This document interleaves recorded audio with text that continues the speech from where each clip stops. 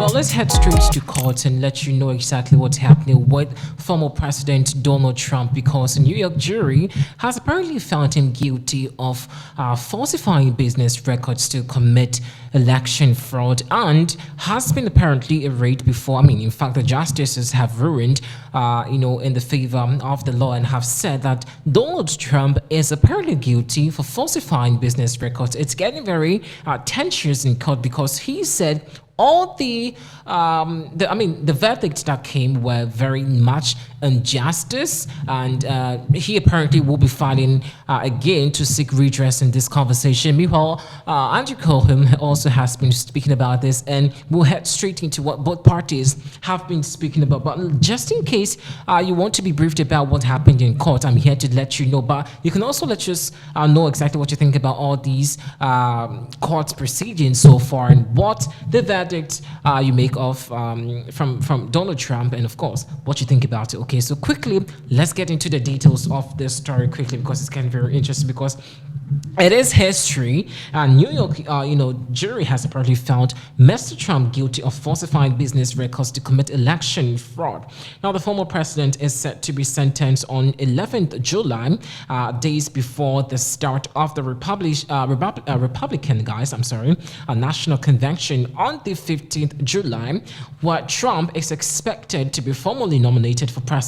The verdict plunged the country into unexpected, territory ahead of the election on 5th November, as opinion polls shows Trump and Joe Biden locked in a tight race for the White House.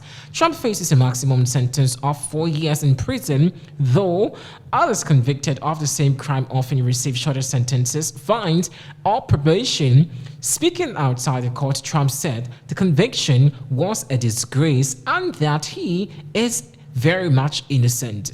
He said the trial was rigged and that the judge was conflicted and should never have been allowed to try his case. This is long from, Mr. Trump, he added. After the conviction, he traveled in a convoy of black chiefs and, of course, had dinner with the New York City. Meanwhile, the spokesperson for Joe Biden has released a statement saying no one is above the law, and Mr. Trump has always mistakenly believed he would never face consequences for breaking the law for his own personal gain. Michael Tyler apparently also said that Mr. Biden Harrison, campaign's communication director, said that Trump, poses to our democracy has never been greater. He is running an increasingly unhinged campaign of revenge and retribution, pledging to the director on the day one and calling for our constitution to be terminated so he can also regain and keep power, he added. Now, a second Trump also's term seems chaotic because ripping away Americans' freedom and fomenting political violence, and the American people will reject it in November. Alvin Bragg, the New York district attorney who apparently brought the case against Trump, said in a press statement, a press conference after the verdict that this team followed the fact and the law without fear or favor. He thanked the New York, district court staff and, of course, the jury for saying that the letter was careful and attentive. In a lengthy, very much conversation, I think we'll bring you subsequent details about this. But let's quickly let you watch once again what Mr. Trump said immediately after this verdict was greeted. To his shocking revelation. Then we can see what other people also have been talking about. So do check this out from Mr. Trump. We'll come back and see what Andy, call him. Yeah, I think he has been speaking. So check this out. This was a rigged, disgraceful trial. The real verdict is going to be November 5th by the people. And they know what happened here, and everybody knows what happened here. We didn't do a thing wrong. I'm a very innocent man, and I think it's just a disgrace. And we'll keep fighting. We'll fight till the end, and we'll win. Trump has been speaking, and very shortly we will let you watch what Michael Cohen also spoke about. But let's just put you on the screens the letter that shows Mr. Trump guilty's charges, and you can apparently appreciate what exactly the jury has been speaking or talking about. So let's quickly, okay, so I think I can grab one or two here. Mr. Trump's guilty verdict or charge, and so it says that, wow. So all these 34 counts, he apparently was found guilty of. I thought Trump was never going to be convicted or anything, but well, the law, when it gets hold of you, it actually is in no respecter of humans, regardless your position. Okay, wow, a whole Trump is guilty. Isn't that ridiculous? Like funny in a way that somebody was a president and now he's been charged with all these counts. Like, wow, the U.S. is really, I mean. So it says the falsifying business records first degree involving, okay, so the invoice date is there, which amounts, he's supposed to pay like 70,000. Wow. And count two, another charge again, falsifying business records, first degree, voucher number over there with a count. Oh my gosh, like this is a huge amount of money with 35,000 US dollars.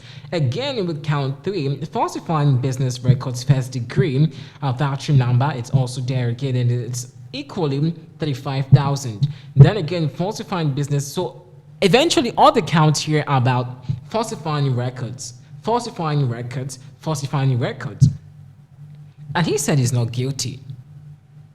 He said he's not guilty. Honestly, I was not expecting Trump to say that he's apparently not guilty. Like, to admit that he's guilty, I should say, because of course he will always deny it. He's from day one, he's denied this allegation. There was a point where his family, especially the wife, Milena, was apparently either indifferent or just not bothered about the complaint and the report on the socials. But what do we know? He said he's not guilty. He's not guilty. But maybe we can listen to Michael Cohen's statement again. I mean, he's been speaking about this. And once again, let's kindly take a listen at what Michael, who apparently knows a lot about this, has been saying.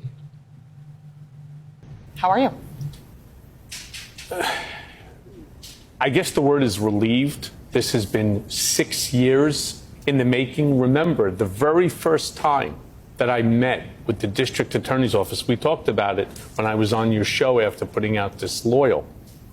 The very first time I ever met with the district attorney's office was while I was an inmate in Otisville. They came up to see me on 3 separate occasions. So this is a 6-year process within which for accountability to finally be had.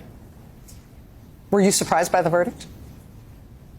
No, I was not. I've been on so many of the shows on here on MSNBC, and I've told you all along that the facts speak for themselves. The documents speak for themselves. I've listened to so many pundits come on the various shows, including some of the hosts talking about X, Y, and Z. They couldn't be further from the truth. And I would have conversation with my lawyer, Danya, on a regular basis. And I would say, I don't understand it. I just don't understand. How come they don't see the same things that we're seeing?